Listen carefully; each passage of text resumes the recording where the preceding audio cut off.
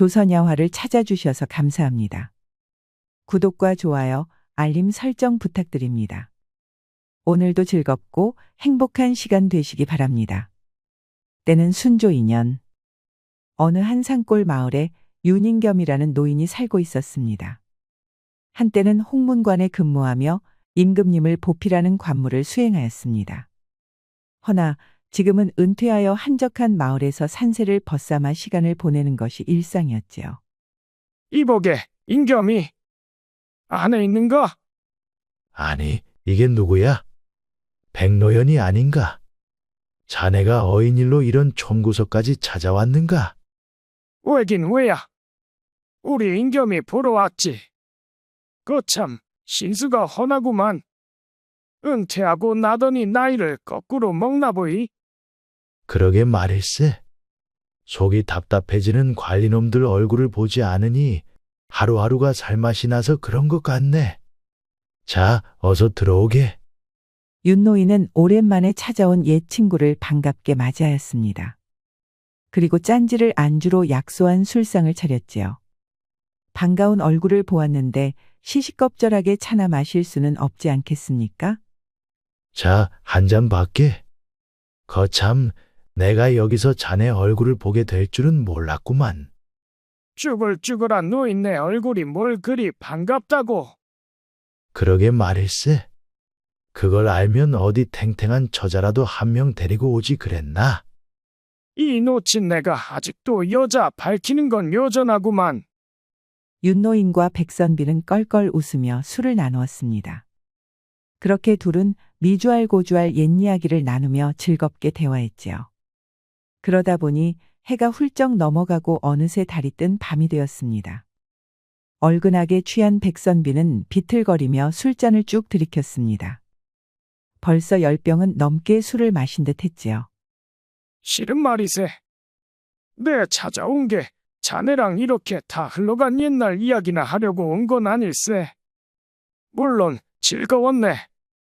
오해는 말게. 그게 무슨 말인가? 그러면 다른 이유가 있었다는 말인가? 실은 요즘 조정의 분위기가 영 심상치가 않네. 지금 임금님 춘추가 몇인지 아나? 13살일세. 그러면 심상치 않을 만하지. 그래도 알아서들 하겠지. 우리와는 이제 상관없는 일 아닌가? 아닐세. 이 양반이 무슨 소리를 하는가? 우리가 하던 일이 무엇이었는지 설마 잊었는가? 흐리멍텅했던 백선비의 눈빛이 돌연 날카롭게 바뀌었습니다. 이에 윤노인도 턱수염을 쓰다듬으며 고개를 끄덕였죠. 그렇습니다. 윤노인은 외적으로는 홍문관에 있었지만 실은 조정의 더러운 일을 도맡아 해결하던 내금위의 비밀 밀정이었습니다. 이는 백선비도 마찬가지였죠. 외적 세력인 안동 김씨파가 영 움직임이 수상해. 부디 조심하게. 내 이 소식을 듣자마자 곧바로 자네를 찾아온 걸세. 다 늙은 노인네들을 뭘 어쩌겠나. 솔직한 말로 그냥 냅둬도 알아서 무덤으로 기어갈 양반들이지 않은가? 그 짝분들은 그리 생각하고 있는 것 같지 않아서 문제네. 윤노인은 그 말에 고개를 떨궜습니다. 선대 임금인 정조 시절 윤노인은 숱한 비밀 임무를 수행하였습니다. 암살과 숙청, 당장 생각나는 것만 해도 수도 없었습니다. 어쩌면 그럴지도 모르겠지요. 허나 그래도 너무 뜬금없었습니다. 이는 어쩌면 백선비의 편집증일지도 몰랐습니다. 그래도 윤노인은 옛 친구의 기분을 상하게 하지 않기 위해서 뭐라 더 반박은 하지 않았습니다. 여튼 조심하게. 나는 이제 또 길을 떠나야겠구먼. 아직 알려야 할 동료가 있네. 그래, 박무덕이한테도 가야 하네. 이 양반이 이렇게 술에 취해서 어디를 가려고? 거뜬하네. 자네나 몸 조심하게. 허나 백선비는 일어나려다가 그대로 쓰러져서 스르륵 잠들어 버렸습니다. 아예 코까지 거창하게 골며 기절해 버렸죠. 윤노인은 한숨을 푹 내쉬고는 백선비를 질질 끌어다가 침상에 눕혔습니다. 그리고 윤노인도 그대로 벌러덩 드러누워서 눈을 감았죠. 백선비의 말이 빙글빙글 천장을 따라 머릿속에 감돌았습니다. 그러나 너무 많이 취한 탓에 윤노인도 금방 깊은 잠에 빠져들었죠. 그러다가 문득 잠에서 깬 것은 얼마 지나지 않아서였습니다. 나이를 먹어서 그런지 종종 새벽녘에 잠에서 깨고는 했지요. 윤노인은 기지개를 펴며 하품을 쩍 했습니다. 헌데 방 안에 수상한 기척이 느껴졌습니다. 술에 취한 백선비는 여전히 코를 골며 깊이 잠들어 있었습니다. 하지만 창문 틈으로 스며드는 서늘한 바람 속에 어딘가 날카로운 기운이 감돌고 있었습니다. 그 순간 날카로운 날부치가 윤노인의 목을 노리고 날아들었습니다. 윤노인은 반사적으로 몸을 구르며 벌떡 일어났습니다. 어구구 허리야. 옛날 같지 않은 탓에 삭신이 쑤시는 것은 덤이었지요. 허나 윤노인은 더 불평을 할 수 없었습니다. 피를 흘리는 백선비를 발견했기 때문입니다.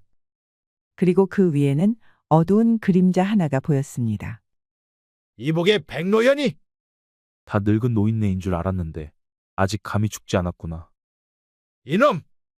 누구의 명을 받았느냐? 내 놈도 알고 있지 않느냐. 윤노인에게 검을 휘두른 암살자가 싸늘하게 대답했습니다. 윤노인은 절친한 친우인 백선비가 죽은 것에 크게 분노했지만 동시에 숙취로 어지러웠던 머리가 차갑게 식었습니다. 이 감각. 생사의 갈림길에 선 이 그립고도 역겨운 긴장감이 윤노인을 과거 밀정 시절을 떠올리게 했지요. 적은 둘. 하나는 백선비를 자는 사이에 무참히 살해했고 다른 하나는 윤노인에게 검을 휘두른 놈이었습니다. 윤노인은 조용히 품속에서 부채를 하나 꺼내 들었습니다. 이에 암살자들은 음산한 목소리로 비웃었습니다. 유언으로 시조라도 읊을 생각인가. 퍽이나 운치 있구나. 오냐, 시조를 읊어주마. 바로 내 놈들의 만사다. 윤노인은 그리 외치면서 부채를 휘둘러 암살자의 머리에 가격했습니다. 번개 같은 움직임의 암살자는 반응조차 못했습니다. 허나 부채 따위에 맞아서 죽기야 하겠습니까? 잘 맞아봐야 정수리에 혹이나 말고 말겠지요. 암살자는 아니란 생각을 하며 비웃었지요. 이는 암살자의 실책이었습니다. 아타는 순간 윤노인의 철선은 암살자의 두개골을 박살내버렸습니다. 일격의 암살자는 숨이 끊어졌습니다. 그렇습니다. 윤인겸의 부채는 보통 부채가 아니었죠. 바로 무거운 강철을 뼈대로 만든 무기인 철선이었습니다. 당황한 다른 암살자는 주춤하였습니다. 이는 윤노인이 죽은 암살자의 검을 드는데도 충분한 시간이었지요. 기어코 내가 검을 들게 하는구나. 윤노인은 비통한 목소리로 철선과 검을 들어 자세를 잡았습니다. 심상치 않은 분위기에 암살자는 당황했습니다. 그럼에도 명령은 절대적이었습니다. 그는 두려움을 떨쳐내기 위해 비명과도 같은 기합을 내지르며 윤노인에게 검을 휘둘렀습니다. 윤노인은 이를 철선으로 부드럽게 흘려내며 오른손에 든 검으로 단칼에 암살자의 복부를 베었습니다. 암살자는 바람 빠지는 소리를 내며 바닥에 쓰러졌습니다. 철선과 검을 사용하는 윤노인이 독자적으로 설립한 검술 바로 풍인도법이었습니다. 이복의 윤인겸이 도망, 치게. 말하지 말게. 상처가 심하네. 백선비는 윤노인의 멱살을 잡아채어 끌어당겼습니다. 그리고 힘을 짜내어 마지막 말을 내뱉었습니다. 정예련이를 찾아가게. 이를 끝으로 백선비는 마지막 숨을 거두었습니다. 윤노인은 비통함에 고개를 떨궜습니다. 몇 없는 친구가 세상을 떠났기 때문입니다. 몇 번이고 겪었던 일이지만 정말이지 익숙해지지 않는 일이었지요. 편히 쉬게 백노현. 윤노인은 그 자리에서 짐을 꾸렸습니다. 무슨 일이 벌어지고 있는지 알아내야 했습니다. 그리고 마지막으로 남긴 유언. 옛 동료였던 정예련을 찾아야 했지요. 천하절색의 기녀, 그러나 그녀 또한 조정의 뒷일을 처리하는 밀정 중 하나였습니다. 하지만 그 전에 백선비가 했던 말을 떠올렸습니다. 그는 분명 윤노인에게 경고하고 박무덕이에게 간다고 했지요. 더 이상 동료의 죽음을 보고 싶지 않았습니다. 윤노인은 먼저 박무덕이를 찾고 정혜련에게 가야 한다고 판단했습니다. 윤노인은 백선비의 시신을 볕이 잘 드는 마당에 묻었습니다. 더 그럴듯한 묘를 만들어주고 싶었지만 지금은 한시가 급했지요. 윤노인은 조용히 합장하고 길을 나섰습니다. 백선비는 박무덕이가 머무르고 있는 위치가 있었죠. 바로 강화도의 한 마을이었습니다. 윤노인은 먼 길을 걸어 목적지에 다다랐습니다. 박무덕을 찾기는 어렵지 않았습니다. 마을 사람을 붙잡고 덩치가 크고 험상궂게 생긴 노인을 보았냐고 묻자 한숨을 푹 쉬며 주막을 가리켰죠. 윤노인은 감사 인사를 하고 주막으로 향했습니다. 주막 안에서는 왁자지껄한 술 취한 소리와 웃음소리가 들려왔습니다.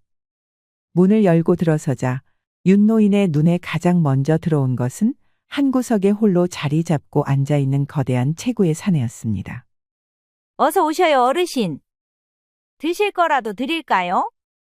금방 떠날 거요. 아는 사람을 찾으러 왔거든. 윤노인은 곧장 커다란 덩치의 사내를 향해 다가갔습니다. 사내는 투박한 손으로 술병을 들어 막걸리를 마시고 있었고 그의 옆에는 텅 빈 술병이 서너 개나 쌓여 있었습니다. 이봐, 박무덕.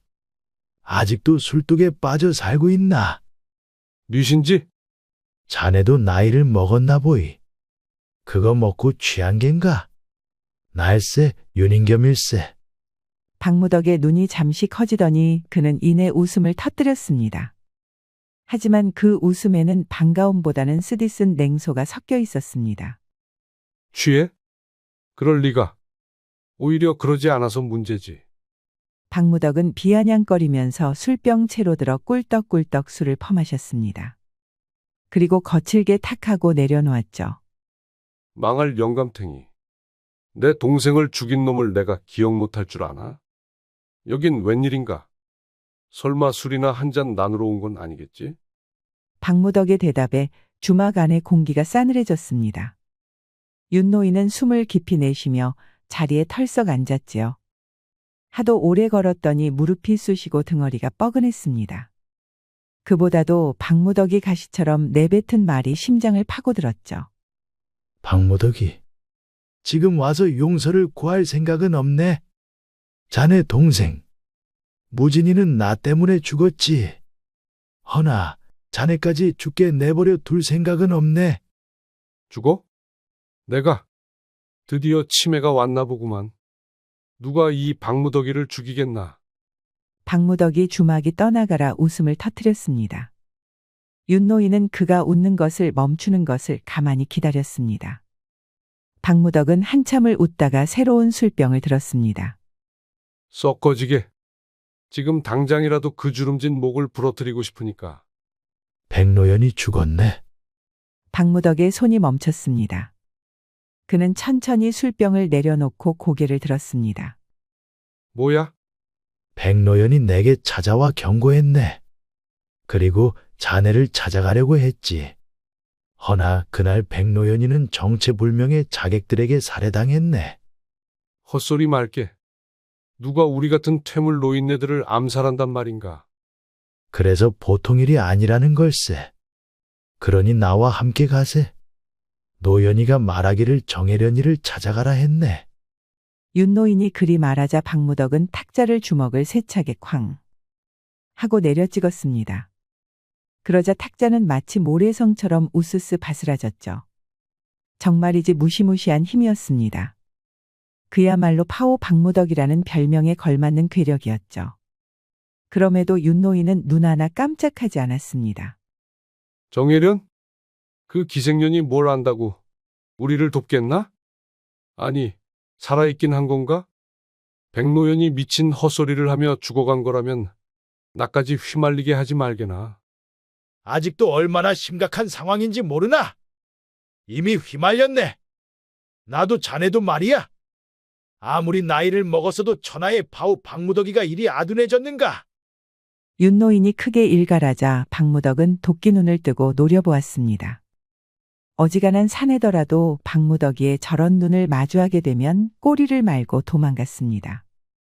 그러나 윤노인은 입을 굳게 다물고 박무덕이를 마주보았습니다.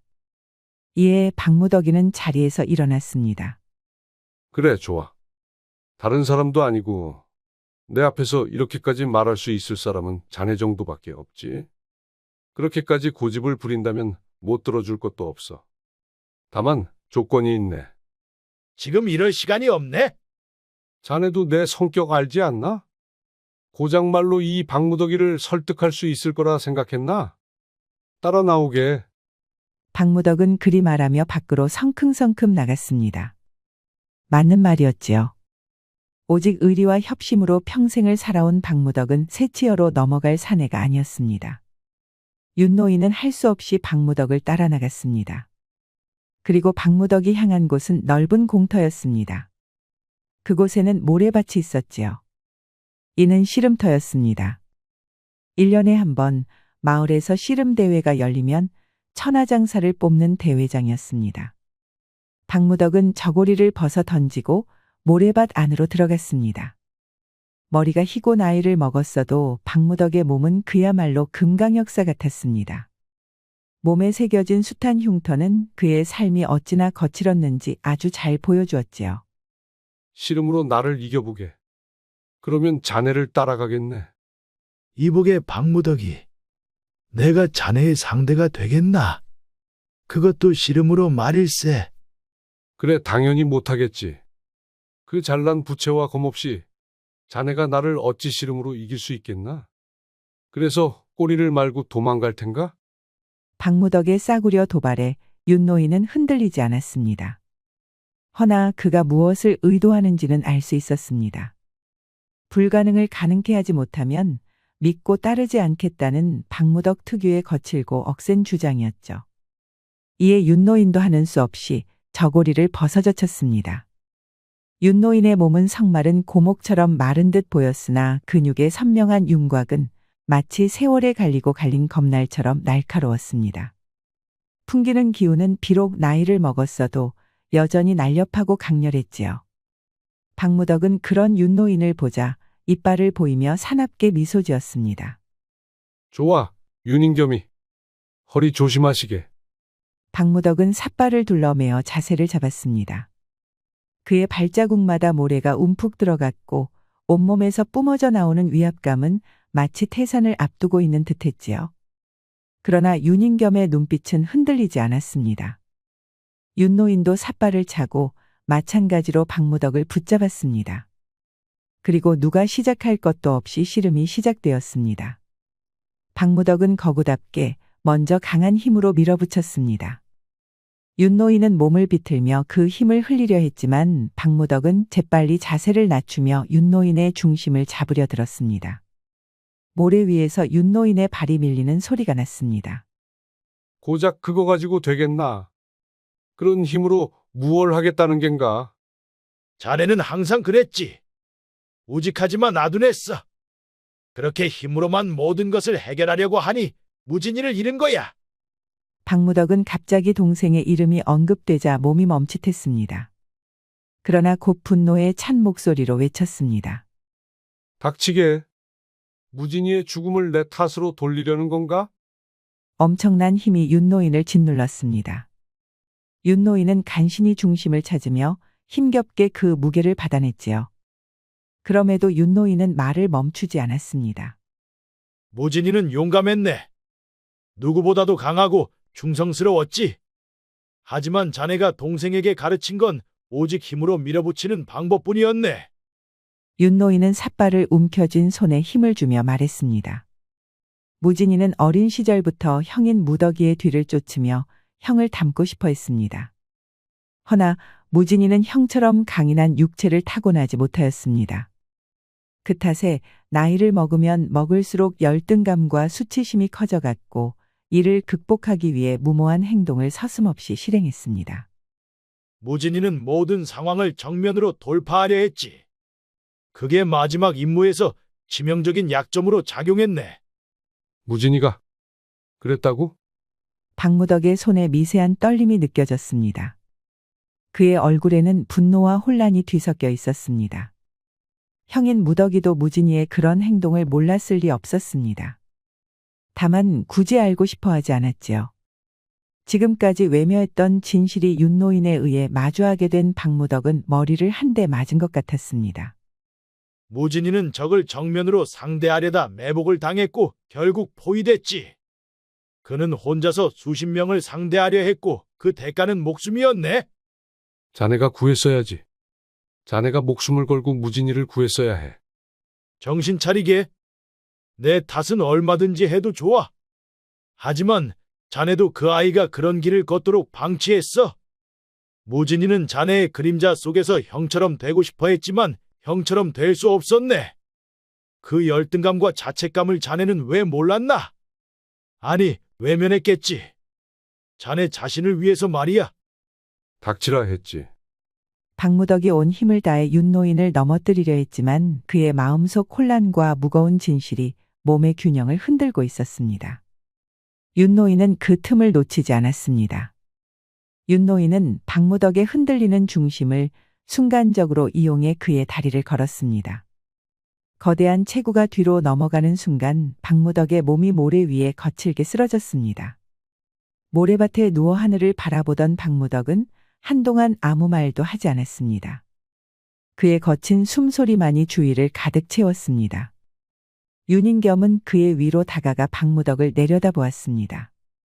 박무덕은 충혈된 눈으로 눈물을 흘리고 있었습니다. 그 녀석은 나를 원망했을까? 멍청하고 힘만 센 바보 형을 말이야. 그럴 리가. 그는 죽는 순간까지도 명예로웠네. 사랑하는 형님처럼 말이야.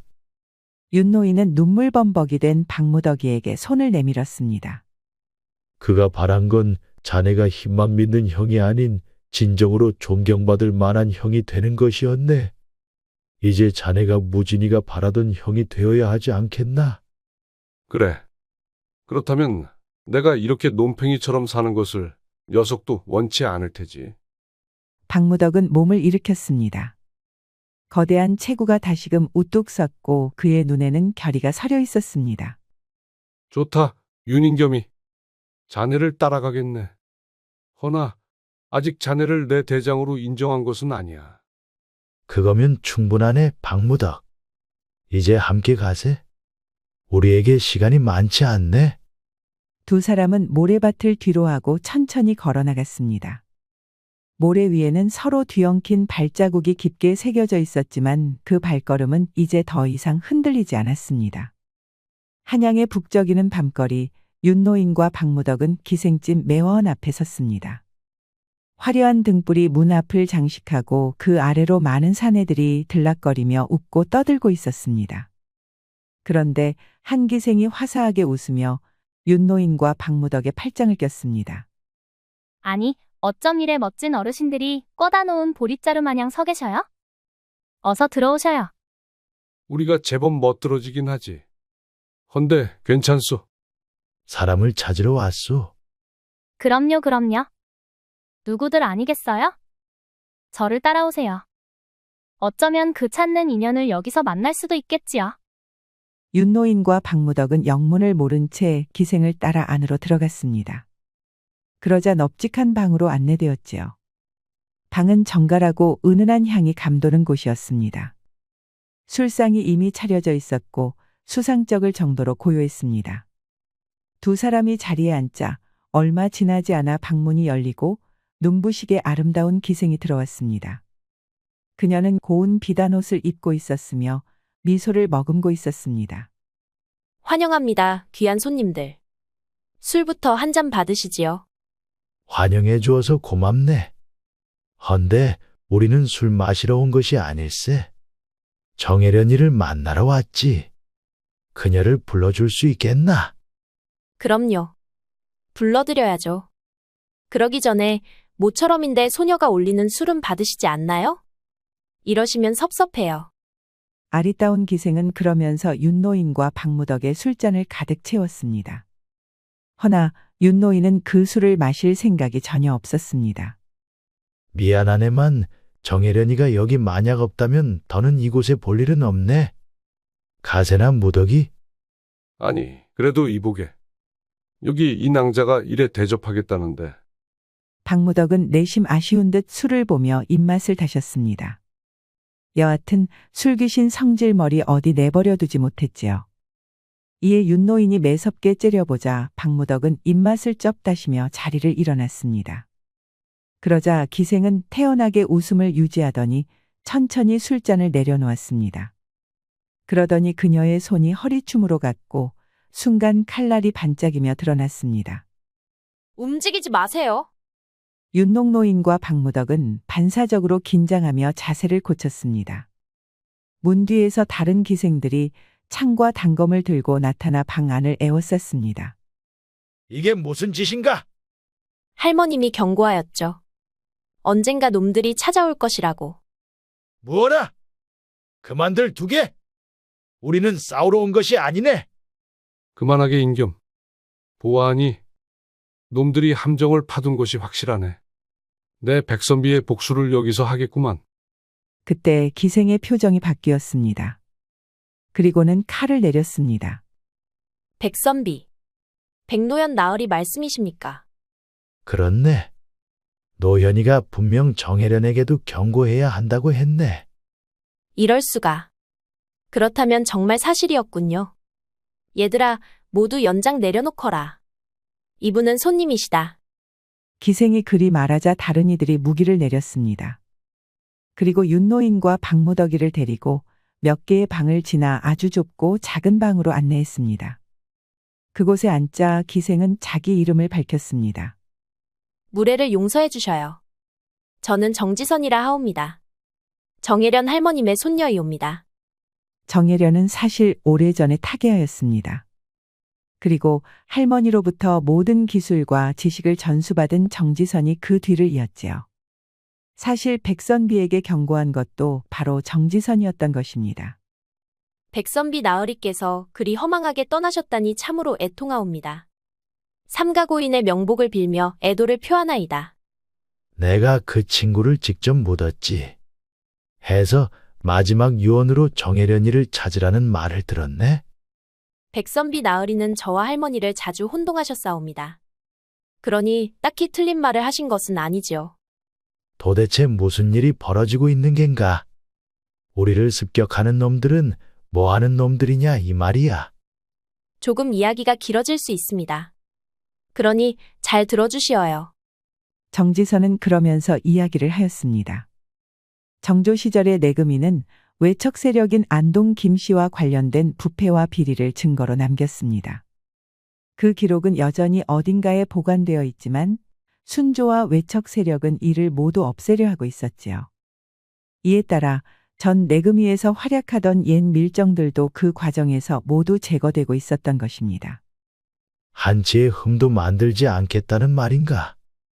이 무슨 막대먹은 놈들이란 말인가? 우리는 평생을 조정을 위해 일하고 목숨을 바쳤거늘. 이것이 그 대가란 말인가? 박무덕은 너무나도 화가 난 나머지 솥뚜껑 같은 주먹이 파르르 떨려왔습니다. 마치 물이 끓는 냄비 뚜껑을 보는 듯 했습니다. 그렇다면 우리가 옳은 곳에 온 셈이네.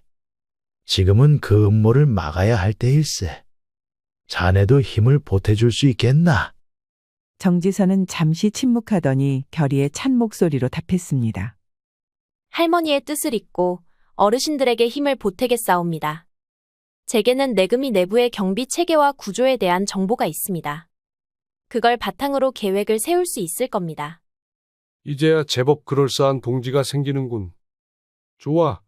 이제부터 어떻게 해야 할지 말해보게. 정지선은 방 한쪽에서 두루마리 한 장을 꺼내 펼쳤습니다. 내금이 내부 구조와 주요 경비 구역이 세밀히 그려진 지도가 드러났습니다. 윤노인과 박무덕은 그 위로 몸을 기울이며 정지선의 설명을 경청했습니다. 여기가 내금이의 서고입니다. 정조 시절의 비밀 기록이 보관되어 있을 가능성이 가장 높은 곳이지요. 하지만 서고로 가기 위해선 이곳 경비 초소들을 지나야 합니다. 특히 이 복도는 암살단의 숙소와 인접해 있어 무척 위험합니다. 만약 여길 우회한다면 경비를 피해 진입할 수 있겠나? 어렵지만 가능할 겁니다. 문제는 이곳 금고가 위치한 중심방입니다. 암호와 열쇠가 필요하고 열쇠는 내금이 도사인 이시연 대감이 보관하고 있습니다. 이시연? 그게 누구야? 이시은, 이럴 수가. 이 자는 죽은 줄 알았던 내 옛 동료네. 그 자는 정조 시절 내금이 최고의 암살자로 이름을 떨쳤지. 하지만 순조가 즉위한 뒤 임무 중 사망했다고 들었네. 이 대감은 아직 살아있습니다. 외척 세력에 협력하여 지금의 제금이를 장악한 상태입니다. 그리고 내금이의 음모를 실행하는 핵심 인물이기도 합니다. 좋아, 그럼 간단하군. 가서 놈을 죽어라 패주고 열쇠를 뺏으면 되는 거잖아. 쉽지 않을 겁니다. 이시연은 주변에 암살단을 배치해 항상 자신을 지키고 있습니다. 게다가 서고로 향하는 길목마다 함정과 경비가 촘촘히 배치되어 있어요. 전면전을 벌이면 성공 확률은 희박합니다. 윤노인은 턱을 어루만지며 말했습니다. 그렇다면 이시연을 끌어내야겠군. 그가 직접 움직이게 만드는 미끼가 필요하네. 미끼라면 제가 하지요. 저는 내금이 내부에서 오래전부터 정보를 수집해 왔습니다. 제가 등장하면 그가 움직일 가능성이 높습니다. 안 돼. 자네 같은 처자가 그 위험한 일을 한다는 건 말도 안 되네. 지금으로선 가장 효과적인 방법입니다. 이 대감은 저를 알고 있고 제 행동을 의심할 겁니다. 그를 방 밖으로 유인할 수 있다면 두 분이 서고로 들어가 기록을 확보할 수 있습니다. 윤노인은 정지선을 가만히 바라보다가 고개를 끄덕였습니다. 좋아. 그렇다면 나와 무덕이는 서구로 가서 기록을 확보하겠네. 우린 모두 조심해야 하네. 이건 목숨을 걸어야 하는 일이야. 정지선은 내금이 정문으로 당당히 걸어 들어갔습니다. 그녀의 등장에 경비들은 경계를 늦추지 않았지만 그녀의 고운 자태와 태연한 미소는 그들의 의심을 무디게 했습니다. 윤노인과 박무덕은 지선이 알려준 비밀 통로를 따라 조용히 움직였습니다. 그들은 몇 차례 경비를 피해 암호문이 걸린 서고 입구에 도달했습니다. 그 순간 멀리서 들려오는 날카로운 소리가 났습니다. 정지선, 내가 여기 왜 나타난 게냐? 정지선은 경비들이 자신을 에워싸자 천천히 몸을 돌려 이시연을 바라보았습니다. 그의 목소리는 예전과 같았지만 눈빛은 차갑게 얼어붙어 있었습니다. 제가 여기 온 이유는 아시지 않습니까? 이 대감! 감히 나를 시험하러 왔다는 말인가? 정혜련의 손녀가 이렇게 멍청하지 않을 줄 알았는데. 이시연은 천천히 걸음을 내디뎠습니다. 그의 뒤에는 암살단이 일렬로 서서 기회를 노리고 있었습니다. 내년이 아무리 정혜련의 혈육이라 해도 지금 이 순간 목숨을 보존할 수 있을지는 알 수 없지. 대체 무슨 꿍꿍이로 여기에 온 거냐? 꿍꿍이요? 대감께서는 이미 알고 계실 테지요. 지금 조정 내에서 내금이가 벌이고 있는 일을 눈치챈 사람들이 생겼다는 사실 말입니다. 무슨 소리를 하는 거냐? 요 며칠 사이에 제게 접촉해온 이들이 있었습니다. 그들은 내금이가 순조의 뒤에서 벌이는 일들을 조사하고 있었죠. 그들의 말로는 곧 의금부에서도 이곳에 대해 심상치 않은 움직임을 보일 거라더군요. 그래서 제가 먼저 대감을 만나 이 사안을 조율하고자 왔습니다. 이대감의 표정이 미묘하게 흔들렸습니다. 그는 잠시 뒤로 물러나며 정지선의 눈을 뚫어지게 쳐다보았습니다. 의금부가 허튼 소리를 내가 뭘 안다고 그런 말을 짓거리는 거냐? 허튼 소리인지 아닌지는 대감께서 더 잘 아실 겁니다. 하지만 지금 대감께서 이 일을 제대로 수습하지 않는다면 더 큰 위기가 닥칠 수 있겠지요. 정지선이 시간을 끌고 있는 동안 윤노인과 박무덕은 서고로 무사히 침투하는 데 성공했습니다. 서고 내부는 촘촘히 정리된 서책과 두루마리들로 가득 차 있었고 중앙에는 거대한 금고가 자리하고 있었습니다. 자, 이제 여기서 뭘 어떻게 하자는 건가? 조용히 있어 보게. 여기에는 단서가 있을 게야. 윤노인은 금고 주변을 살피다가 낡은 책장을 유심히 바라보았습니다. 책장 뒤편에 있는 조그마한 손잡이를 발견한 그는 조심스럽게 당겼습니다. 그러자 금고 옆의 벽면이 살짝 열리며 숨겨진 공간이 드러났습니다. 누구냐? 그때 하필이면 보초를 서던 경비병이 박무덕을 발견하고 말았습니다. 덩치가 산만한데 어둠 속에 숨어 있기에는 역부족이었던 것이죠. 그 시각 정지선은 이대감과 대화를 이어가며 신경을 자극하고 있었습니다. 대감께선 참으로 충성스럽군요. 왕조가 바뀔 때마다 충성을 갈아타는 그 재주가 대단합니다. 이대감이 한 걸음에 정지선 앞까지 다가왔습니다. 그의 칼끝이 정지선의 목에 닿을 듯 말 듯 멈춰섰습니다. 내 입에서 그런 소리를 듣다니 가소롭군. 내년이야 말로 여기 붙고 저기 붙는 무릇이 아니더냐. 그때 서고의 소란이 들리자 이대감은 정지선을 매섭게 노려보았습니다. 역시 내년의 말은 시간을 끌기 위한 거짓말이었군. 내 놈들의 동료가 서고에 침입했겠지. 이대감은 정지선의 손목을 거칠게 잡아 올리며 경비병들에게 명령했습니다. 이 여자를 결박하고 서고로 향하라. 침입자들은 내가 직접 상대한다. 늙은 배신자 같으니 한때 뜻을 같이 하던 이들을 직접 처치하다니 명예는 어디에 가져다 판 것이냐. 명예란 부질없는 것이다. 이 세상에는 권력뿐이지. 그것이 진리다. 윤노인과 박무덕은 경비병과 격렬하게 싸우며 증자를 지키고 있었습니다. 하지만 경비병들의 수는 많았고 점차 밀리기 시작했습니다. 그때 서고문이 거칠게 열리며 이대감이 모습을 드러냈습니다. 그의 손에는 결박당한 정지선이 잡혀 있었습니다. 윤인겸, 내 놈의 끈질김은 여전하구나. 이시연, 도대체 이렇게까지 하는 이유는 뭔가? 도대체 언제까지 그 허망한 꿈을 부여잡고 놔주지 않을 겐가? 다시 죽는 그날까지 난 포기하지 않을 것이다. 내 놈들이야 말로 헛된 저항은 그만하고 포기해라. 그때 정지선의 눈이 번뜩였습니다. 그녀는 이대감이 윤노인을 노려보느라 한눈을 판 사이 옆에 있던 병사의 발을 힘껏 밟았습니다. 병사가 순간적으로 비명을 지르는 틈을 타 정지선은 그의 허리에 차고 있던 단검을 빼들었습니다. 지금이에요. 정지선은 단검으로 자신의 결박을 재빨리 끊어내더니 몸을 날려 병사들을 공격했습니다. 그 순간이 전투의 신호탄이었습니다. 윤노인은 철선과 검을 휘두르자 병사들이 추풍낙엽처럼 쓰러졌습니다. 박무덕은 호랑이처럼 포효하며 거대한 주먹을 날렸지요. 이들의 무시무시한 기세에 병사들은 상대조차 되지 않았습니다. 이놈들 다 내게 맡겨라. 인겸 그놈은 내가 처리하게. 박무덕은 병사들 사이로 뛰어들었습니다. 그의 주먹과 발길질이 한번 휘둘러질 때마다 병사들은 공중으로 튕겨나갔고 벽이 와르르 무너져 내렸습니다. 한 병사는 박무덕의 일격을 맞고 그대로 대들보를 뚫고 날아가 버렸지요. 지선아, 물러나 있거라. 윤노인은 폭풍처럼 빠르고 날카로웠습니다. 이에 이대감은 허겁지겁 검을 뽑아 상대했지요. 그 또한 연로하였지만 검술 실력만큼은 전혀 녹슬지 않았습니다. 옛날 생각나지 않나? 내 놈은 그때도 내 상대가 되지 않았지.